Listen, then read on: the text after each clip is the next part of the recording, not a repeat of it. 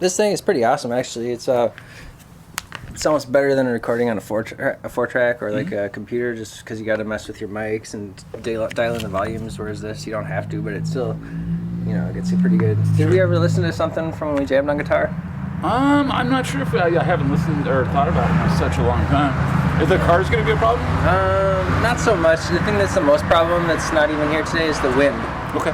When there's heavy wind, this thing will be, real crap. I try to cover the microphone, but yeah. So basically, your name is Ryan, right? Yes, sir. I was wondering about your experience working with veterans. Yeah, for the last 5 years, I've been working at the North Coast Veterans Resource Center at 1094 4th Street in Eureka.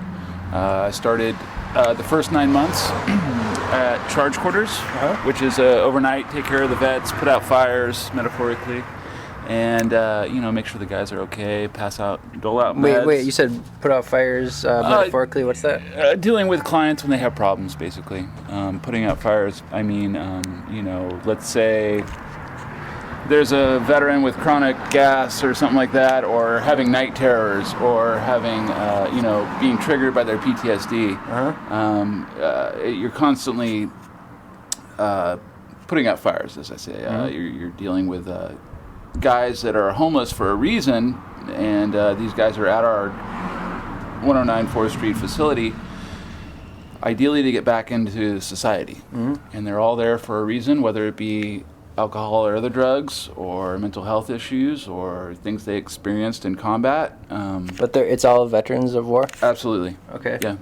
They can have anything other than a dishonorable discharge. So if they serve 1 day of active duty and had anything other than a dishonorable discharge, we can help them with 2 years of transitional housing at our facility. Yeah. So your facility has beds? Yeah, we have 36 beds. Nice. Currently we have, I believe, 34 vets in there right now, which is pretty solid for us. So it's called the Grant Per Diem program. It's a VA-funded program that we've been operating for the last 5 years. So we get paid each night that they spend there, and they have to sign their name for each night that they spend there. And that's how we're able to provide services to them. Nice. Yeah. So what's it like dealing with people that have PTSD from combat? It's a challenge every day. There's different severities. There's different triggers for different. Every veteran has different triggers for PTSD. Like what's a trigger?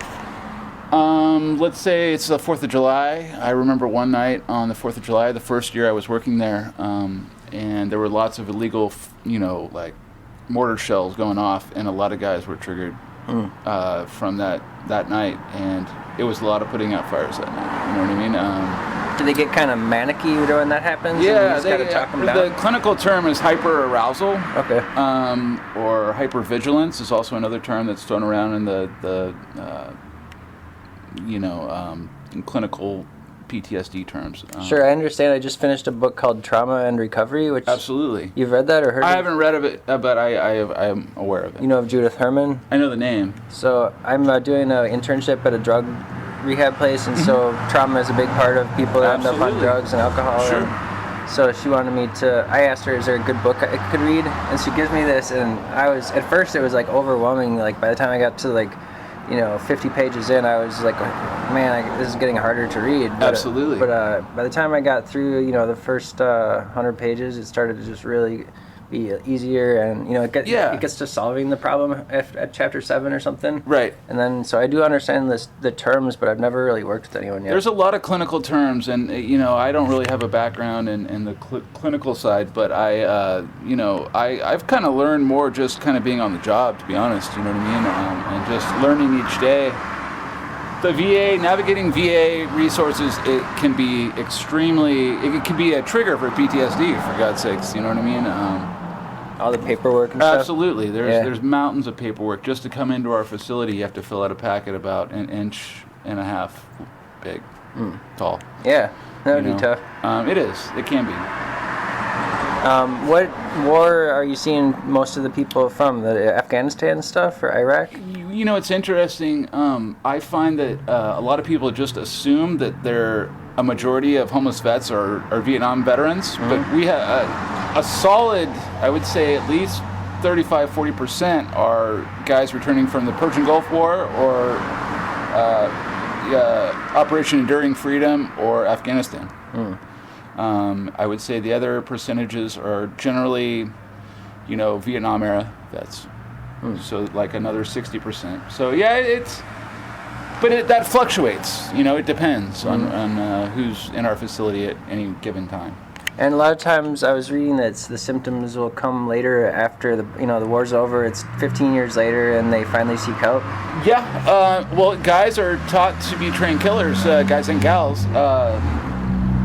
And there's a lot of pride, and the mentality of anyone that's spent any time in the military is very prideful, and to ask for help means that you're not capable of doing what you're supposed to be doing, that you've been trained to do, and it goes against all their ethos, It's almost like being indoctrinated into a cult, isn't it? The war thing? Or? You could definitely make that association, yeah. Definitely. You can definitely see. It's all based on the individual, though, and their context of how they perceive that. You know what I mean? But yeah, you're broken. Yeah. Literally broken mentally to be subservient to the rank and file, to the hierarchy. What if you're just like, right from the get-go, you don't have any pride about it, you're already subservient when you show up? Is it easier on you then? Is there less breaking of you they have to do? That's a good question. Honestly, I'm not a veteran myself. This is, it sounds a little corny, but this is like my service to my country in a way, is trying to house homeless veterans with lots of barriers is the challenge that I face every day. And that's basically my mission, I guess you would say, is to permanently house homeless veterans in permanent housing. What led you up to doing this? Was there a path, or was it just accidentally stumbled upon? Man, it was, to be quite honest, I was playing in a band. My band was playing at a local bar here at the Little Red Lion, and the CEO of the company, who was the site director at that point, currently the CEO of the company, he was the site director at 109 4th Street. We hadn't opened yet. It was still waiting to have the grand opening, but he knew he was going to have to hire people for this, so he asked me if I would work the charge quarters position, which is the overnight awake staff that I was telling you about earlier. So he was there at the show. His wife ended up becoming a bartender there, and we just kind of hit it off. I think he kind of noticed how I interacted with other people that were obviously under the influence, and it kind of, this is my perspective, my observation, but he saw something in me and just thought that I'd be appropriate for this position, and so he asked me to get the job, and I took it. And it's the first, real job that I've had in a long time. Growing up in Humboldt County, I spent a lot of time out in the hills, working out there, and I don't know, it was just time to have a steady job. Robbing gas stations? Yeah, exactly. You got it. Up in the hill. Yeah, exactly. So I don't know, I've been very happy working at the North Coast Veterans Resource Center, to be quite honest. There are trying days. I work with a fantastic coworker for the last 5 years, Brad Geckler, who's very active in the recovery community. He's all around great guy. Without him and having our banter and our little breaks in the day that we get together, it makes it easier to deal with crisis on a daily basis. Yeah, I'm just finishing the part in the book where there was a lot of talk about the secondary traumatization of the person that's listening to the stories. Absolutely, yeah. There's a transference. There's a transference for sure. Right. Honestly, I wish our corporation, Veteran Resource Centers of America, would understand that and have being that a majority of that upper echelon of the corporation would have an idea of that, you know what I mean, and maybe offer free counseling to employees or something like that, you know what I mean, because I think a lot of the people that are on the front lines take on a lot of shit, you know what I mean, and if I see myself, I'm drinking a beer after work, you know what I mean, and it's very easy to fall into that same cycle of addiction that you see every day. You know what I mean? It's a very, very fine line. And you constantly have to keep yourself in check and remember why you're there and what you're doing and what it's all about.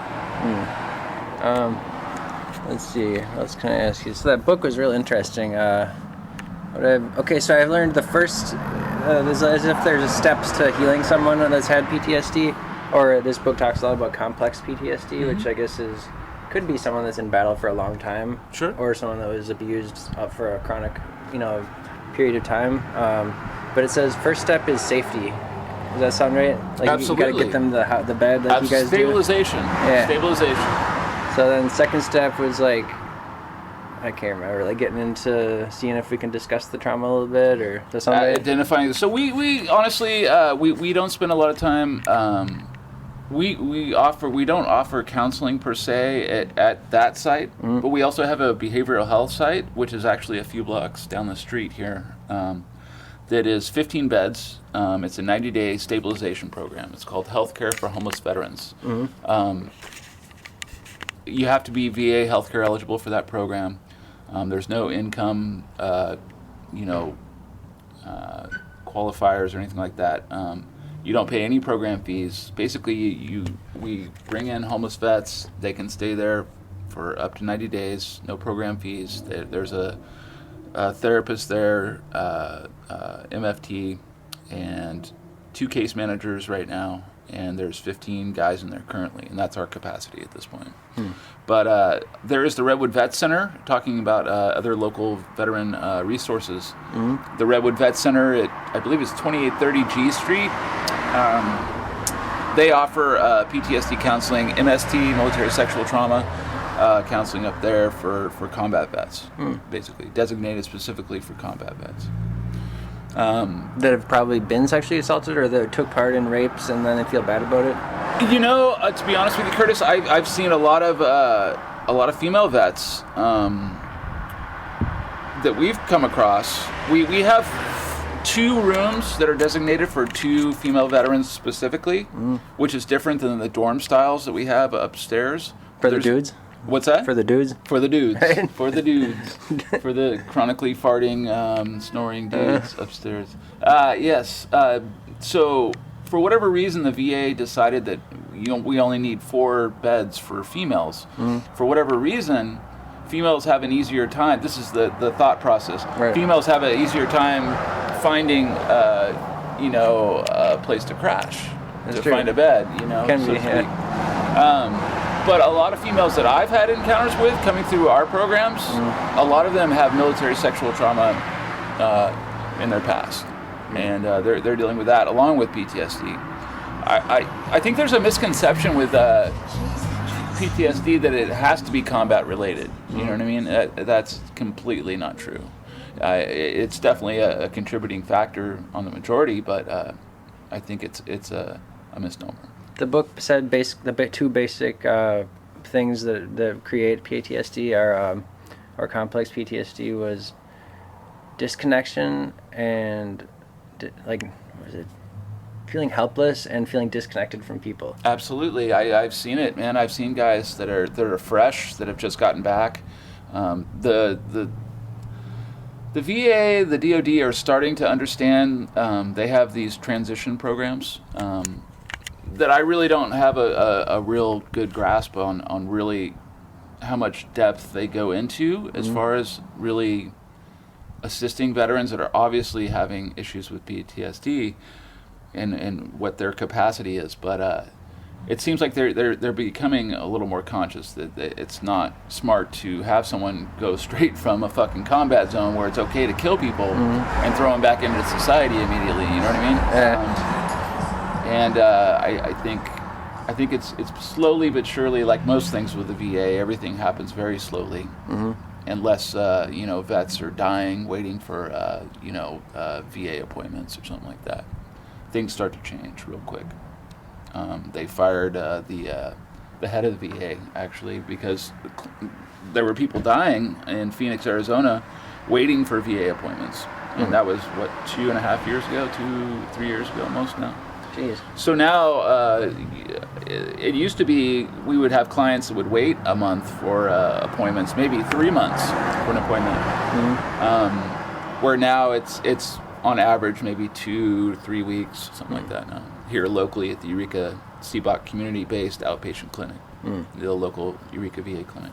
I have, on a funnier note, I take care of disabled people, and this one guy I take care of always wants to go to the VA and get his uniform, which is like he was never in the war as far as I know, but in his mind he was. Sure. And so 3 days out of 7 when we're not doing other kind of strange things he wants to do is we're going to the VA clinic up by Winco. Yeah. And we go and sit there, and he gets in line, and then he's like, "Where's my uniform?" They say we can't find you in the system, and then he gets pissed. "Fuck you guys!" Wow, how many times does this happen? With this one, let's see. I've been up there a few times with them at least, and at first it was okay. It was like, all right, they got good coffee. I'll go sit around with them. But then, like, they didn't have the coffee anymore. They started putting it away as soon as we came. Oh, so they knew him, like, on a they know him. basis? Yeah. It's funny because some of these guys that are disabled, everyone around town, or there's places where they've known them for years because they always want to do the same thing. Right. In a certain pattern. So anyways, like, yeah, this book, though, that I've been reading, it's by Judith Herman. Yes. And it's just so good. Like, I guess now I'm trauma-informed, and Does it go into anything about like treating PTSD with I've heard everything from hash to mushrooms to ecstasy for treating PTSD. They didn't mention anything in particular, but I did read one paragraph that says something about sometimes, you know, once you've achieved safety and stuff, like when the person is in an altered state of consciousness, you might get the story better. Right. So I didn't know what to take from that unless they were talking it's like the person general, had a drink or something. Right. I don't know. Right. Interesting. Yeah, no, I hear stories about that a lot, and I'm kind of curious what other people are thinking about it and what people perceive. But it sounds like they're making headway with it. That ayahuasca too. It seems like to be the only thing because you actually, at least with ayahuasca, from what I know, you're actually processing your trauma, like in your brain, like while you're out of your brain in an altered state of consciousness. But you actually get a sense of relief when it's over, you know. And I don't know. I think it's something that we'll hopefully research further. Yeah. It's this book was basically probably the best book on trauma, I'm guessing, because this person actually it starts off telling that she came to this. I think this is the book where she got slashed on her face by like a attempted rapist in New York or something, and so that kind of got her on the path. I think this is the lady. I'm kind of like having brain fluctuations. Yeah. Like, did I read that or did I read that? Right. But yeah, it's real good, real in depth, and she ran all kinds of studies. Oh, that's what the 2 books I'm thinking of is the Trauma and Recovery, and then I have this workbook for it. I should show it to you. It's like PTSD and substance abuse. Basically, they found out after all this thinking that it has to be treated at the same time, or else it's not as effective. And so yeah, I got this workbook that's. It basically first explains the theory and stuff, and how you're going to run the groups, like how you do the check-in, how you do the body, and how you do the checkout. Right. And it's 25 different topics, and you can do them in any order, but it's all stuff that she and her cohorts found to be really effective for PTSD and substance abuse. I would love to check that out. Yeah, we'll do that in next episode. We'll do that. Sounds good. Right on. All right, bud. Thanks for listening. This final track is by MC Confused. The instrumental is by him as well. Thanks.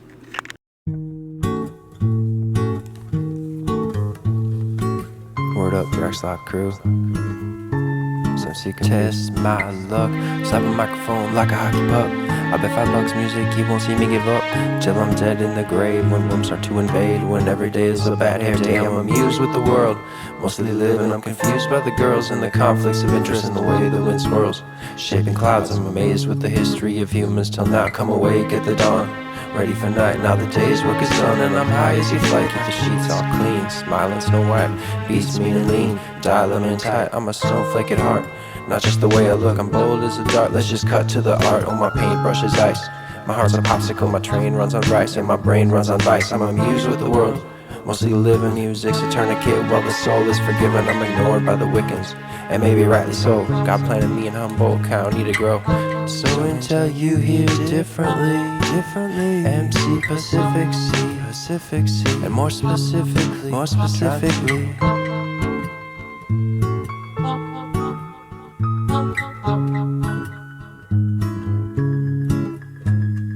I'm used with the world. Mostly live in music's a tourniquet while the soul is forgiven. I'm ignored by the Wiccans, and maybe rightly so. God planted me in Humboldt County to grow. Word up, Dress Lock crew. Since test my luck, slap a microphone like a hockey puck. I bet $5 music, you won't see me give up till I'm dead in the grave. When rooms start to invade, when every day is a bad hair day. I'm amused with the world, mostly living. I'm confused by the girls and the conflicts of interest in the way the wind swirls.